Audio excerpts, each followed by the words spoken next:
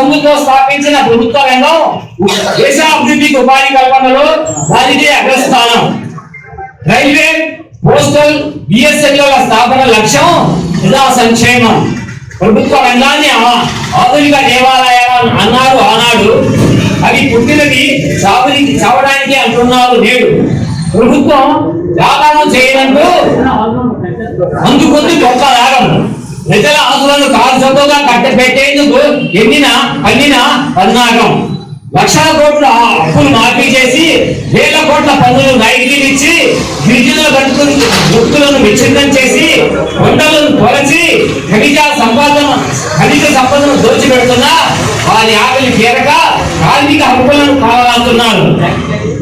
ప్రసార సాధనాలన్నీ పెట్టుబడిదారులు ఆగినాం.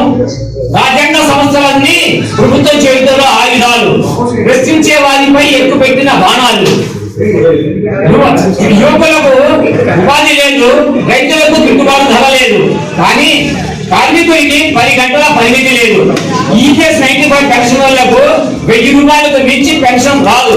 ఇది నేటి భారత్, వికసిత భారత్. మేధావులు మౌనం వహిస్తే మూర్ఖులు రాజ్యమేలుతామన్నది నిజం. అణిచివేత రాజకీయాలు ఎంతో కాలం కొనసాగాలన్నది చరిత్ర చెప్పిన సత్యం.